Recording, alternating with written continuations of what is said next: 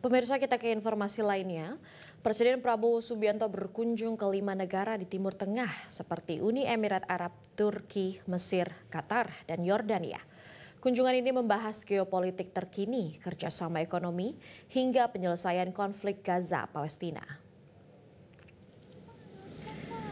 Dengan menggunakan pesawat kepresidenan, Presiden Prabowo Subianto bertolak dari Bandara Halim Perdana Kusuma, Jakarta pada Rabu dini hari. Kunjungan kenegaraan ini akan berlangsung dari tanggal 9 hingga 15 April.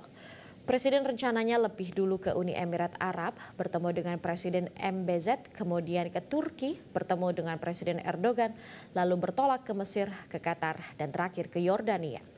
Dalam jumpa pers sebelum bertolak Timur Tengah, Presiden Prabowo menyebut kunjungan kenegaraannya ini akan membahas sejumlah isu terkini seperti geopolitik dunia yang semakin dinamis, mencari solusi untuk perang di Gaza hingga menghasilkan sejumlah kesepakatan ekonomi dengan negara Timur Tengah.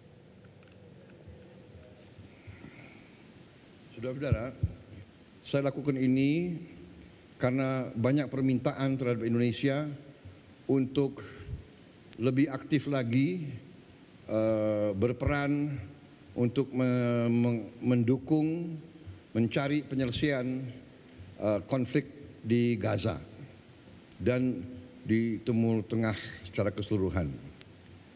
Walaupun Indonesia berada jauh dari kawasan tersebut, tapi Indonesia pertama sebagai negara yang penduduk Muslimnya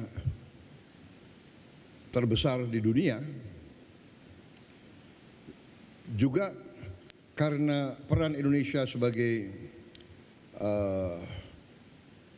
negara non-blok, bahkan dianggap sebagai pemimpin non-blok yang berperan selalu bebas aktif, yang tidak mau mengikuti blok manapun.